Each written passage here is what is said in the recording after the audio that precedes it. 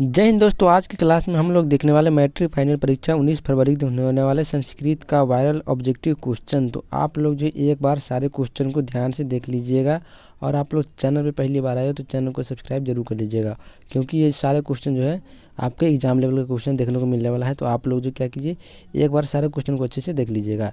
चलिए हम लोग बिना देरी के अपने क्वेश्चन की शुरुआत करते हैं, और चैनल पर पहली बार आए हो तो चैनल को सब्सक्राइब कर दीजिएगा। चलिए पहला क्वेश्चन की ओर बढ़ते हैं। क्या करा है? अस्यंदामन कौन था? स्यंदामन कौन था? ऑप्शन में करा सूर्य, जीवन या फिर ईश्वर और नदी। इनमें से कौन सा ऑप्शन एक का सही हो जाएगा? तो आप लोग यहाँ पर देखिए नदी। स्यंदामन कौन है? तो यहाँ पर आइटम से क्या हो जाएगा? एक का डी, नदी है। चलिए दूसरा प्रश्न देखिए, आप लोग ध्यान से देखते रहिएगा। प्रश्न, आत्मा कहाँ रहती है? आत्मा जो है कहाँ रहती है? जीवों में, गुहा में, जीवों की गुहा में या फिर आकाश में? तो आप लोग बताइए आत्मा कहाँ रहती है? तो आत्मा रहती है गुहा में। ऑप्शन नंबर बी जो है दो का राइट आंसर हो जाएगा। चलिए तीसरा नंबर प्रश्न की क्या करा है? 3 नंबर में 3 नंबर प्रश्न की नानरित शब्द का क्या अर्थ है? नानरित शब्द का अर्थ क्या है? तो इसका अर्थ क्या हो जाएगा आपका? असत्य। बी नंबर ऑप्शन 3 का करेक्ट आंसर हो जाएगा। चलिए चौथा नंबर प्रश्न देखिए, 4 नंबर में क्या करा है? मेगास्थनीज। मेगास्थनीज पटना किसके समय में आया था? मेगास्थनीज पटना जो है किसके समय में आया था? 4 का राइट आंसर क्या हो जाएगा? चंद्रगुप्त मौर्य के समय में। 4 का सी नंबर ऑप्शन करेक्ट हो जाएगा। 5 नंबर प्रश्न की ओर बढ़ते हैं। पाटलिपुत्र वैभव के आधार पर बुद्धकालीन पटना का कौन सा नाम है? पुष्पपुर, कुसुमपुर, पाटलीग्राम या फिर पटना। यानी पाटलिपुत्र वैभव के आधार पर बुद्धकालीन पटना के समय में पटना का नाम क्या था? तो 5 का राइट आंसर क्या हो जाएगा? पाटलीग्राम। ऑप्शन नंबर सी जो है 5 का राइट आंसर हो जाएगा। चलिए छठा नंबर प्रश्न देखिए, कौमुदी महोत्सव कब मनाया जाता है? कौमुदी महोत्सव कब मनाया जाता है? गुप्त वंश काल में, मुगल वंश काल में, अशोक के समय में, अंग्रेज के काल में। 6 का राइट आंसर क्या हो जाएगा? गुप्त वंश काल में। ऑप्शन नंबर ए 6 का करेक्ट हो जाएगा। चलिए 7 नंबर प्रश्न की, गोविंद सिंह सिख के कौन गुरु थे? गोविंद सिंह जो है सिखों के कौन से गुरु थे? 10वें गुरु थे। 7 का B number option right answer हो जाएगा। चलिए 8 नंबर प्रश्न की, गांधी सेतु कहाँ अवस्थित है? गांधी सेतु कहाँ अवस्थित है? 8 का राइट आंसर क्या हो जाएगा? पाटलिपुत्र में। सी नंबर ऑप्शन 8 का करेक्ट आंसर हो जाएगा। चलिए 9 नंबर प्रश्न देखिए, अलस कथा में क्या शिक्षा देती है? अलस कथा हमें क्या शिक्षा देती है? तो अलस कथा में शिक्षा देती है दोष निराकरण का। ऑप्शन नंबर ए 9 का राइट आंसर हो जाएगा। चलिए 10 नंबर प्रश्न देखिए, बनावटी आलस्य दिखाकर कौन भोजन ग्रहण करते थे? बनावटी आलस्य दिखाकर भोजन ग्रहण कौन करते हैं? तो 10 का राइट आंसर क्या हो जाएगा? धूर्त लोग। ऑप्शन नंबर बी 10 का करेक्ट आंसर हो जाएगा। चलिए 11 नंबर प्रश्न पर बढ़ते हैं। उपनिषद के रचनाकार कौन है? उपनिषद के रचनाकार कौन है? महर्षि व्यास, चाणक्य, विष्णु शर्मा या फिर कात्यायन। तो 11 का राइट आंसर क्या हो जाएगा? उपनिषद के रचनाकार कौन है? 11 का राइट आंसर हो जाएगा आपका महर्षि व्यास। ए नंबर ऑप्शन 11 का करेक्ट हो जाएगा। चलिए 12 नंबर प्रश्न की, किसकी जीत होती है? जीत किसकी होती है? 12 का राइट आंसर क्या हो जाएगा? सत्य की। जीत किसकी होती है? सत्य का। ए नंबर ऑप्शन करेक्ट हो जाएगा। 13 नंबर प्रश्न की ओर बढ़ते हैं। बड़ा से बड़ा क्या है? बड़ा से बड़ा जो है क्या है? तो ये आपका हो जाएगा आत्मा। सी नंबर ऑप्शन 13 का करेक्ट हो जाएगा। चलिए 14 नंबर प्रश्न की, पाटलिपुत्र किस नदी के किनारे अवस्थित है? पाटलिपुत्र जो है आपका गंगा नदी के किनारे स्थित है। ये नंबर ऑप्शन 14 का करेक्ट हो जाएगा। 15 नंबर क्वेश्चन देखिए, मेगास्थनीज कौन था? मेगास्थनीज है कौन था? तो ये था आपका एक राजदूत। सी नंबर ऑप्शन 15 का राइट आंसर हो जाएगा। कौमुदी महोत्सव कब मनाया जाता है? कौमुदी महोत्सव जो है कब मनाया जाता है? तो शरद काल में। डी नंबर ऑप्शन करेक्ट हो जाएगा 16 नंबर प्रश्न का। चलिए 17 नंबर प्रश्न की, किस राजा के काल में पाटलिपुत्र की रक्षा व्यवस्था उत्कृष्ट थी?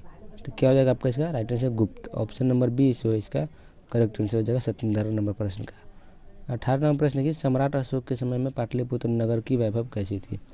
सम्राट अशोक के समय पाटलिपुत्र नगर की वैभव जो है कैसी थी? बहुत सुंदर। ये नंबर ऑप्शन 18 का राइट आंसर हो जाएगा। 19 नंबर प्रश्न के, संसार में किसकी कोई गति नहीं होती है? संसार में किसकी कोई गति नहीं होती? तो आलसी की जो है कोई गति नहीं होती है। ये नंबर ऑप्शन 19 का राइट आंसर हो जाएगा। चलिए 20 नंबर प्रश्न की, दापयति का मूल धातु क्या है? दापयति का मूल धातु क्या है? तो दा इसका राइट आंसर हो जाएगा। ए नंबर ऑप्शन 20 का राइट आंसर हो जाएगा। 21 नंबर प्रश्न है भोज्यम पद में कौन सा प्रत्यय है। तो भोज्यम पद में कौन सा प्रत्यय हो जाएगा, तो यहाँ पर हो जाएगा नेत प्रत्यय, सॉरी यहाँ पर हो जाएगा आपका राइट आंसर व्यज प्रत्यय। C number option right answer हो जाएगा 21 नंबर प्रश्न का। 22 नंबर देखिए बच्चों की गति कौन है। बच्चों की गति जो है कौन है, तो जननी जो है बच्चों की गति होती है। ए नंबर ऑप्शन 22 का राइट आंसर हो जाएगा। चलिए 23 नंबर प्रश्न की हम लोग बढ़ते हैं। विद्यापति कौन थे। विद्यापति जो है कौन थे, 23 का राइट आंसर क्या हो जाएगा, ए नंबर ऑप्शन कवि। ए नंबर ऑप्शन क्या हो जाएगा, इसका राइट आंसर हो जाएगा। अगला प्रश्न के बढ़ते हैं 24 नंबर। स्त्रियों की गति कौन होती है, पुत्र पति धन पुत्री। तो स्त्री की जो गति होती है वो होती है पति। बी नंबर ऑप्शन 24 का करेक्ट हो जाएगा। 25 नंबर क्वेश्चन देखते हैं।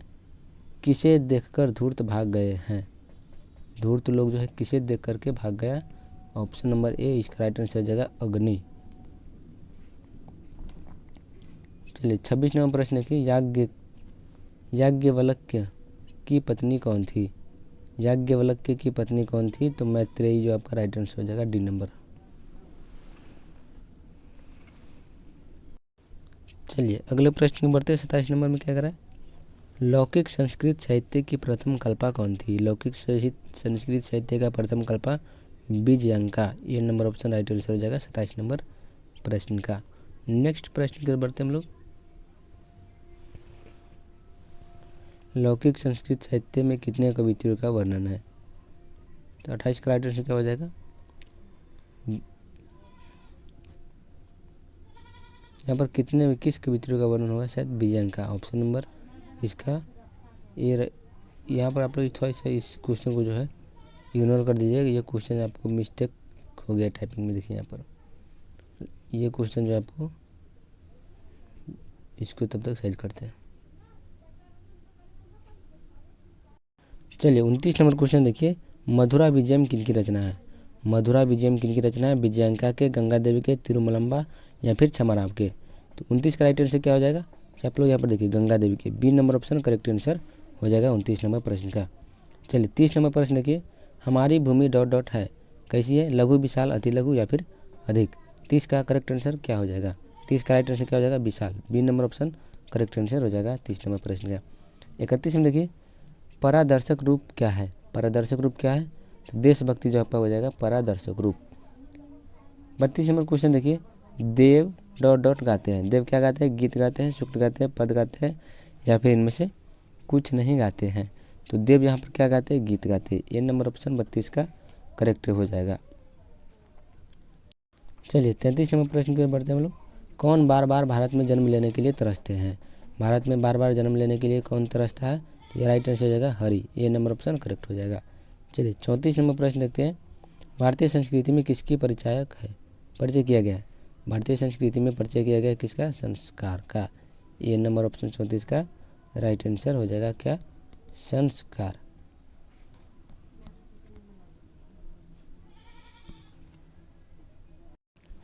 चलिए 35 नंबर प्रश्न है कि सप्तपदी कर्मकांड किस संस्कार में होता है। सप्तपदी कर्मकांड किस संस्कार में होता है, विवाह संस्कार में। बी नंबर ऑप्शन 35 का राइट आंसर हो जाएगा। चलिए 36 नंबर प्रश्न है कि अंत्येष्टि संस्कार कब आयोजित किया जाता है। अंत्येष्टि संस्कार कब आयोजित किया जाता है, इसका राइट आंसर क्या हो जाएगा, सी नंबर मरणों उपरांत। अगले प्रश्न देखिए। गृहस्थ संस्कार किसका संस्कार है। गृहस्थ संस्कार किसका संस्कार हो जाएगा, तो ये आपका हो जाएगा विवाह संस्कार। 38 नंबर क्वेश्चन देखिए। भारतीय जीवन में प्राचीन काल में किसका महत्व रहा है। भारतीय जीवन में प्राचीन काल से किसका महत्व रहा है, 38 का राइट आंसर क्या हो जाएगा, संस्कार का। 39 नंबर प्रश्न देखिए। गद्य शब्द में कौन सा प्रत्यय है। गद्य शब्द में प्रत्यय कौन हो जाएगा, 3 प्रत्यय। ऑप्शन ए 39 का करेक्ट होगा। 40 नंबर प्रश्न देखिए। उत्तम शांति क्या है। उत्तम शांति क्या हो जाएगा आपका, क्षमा। चलिए इतना ही, हम लोग मिलते हैं फिर अगले वीडियो में। तब तक के लिए जय हिंद जय भारत।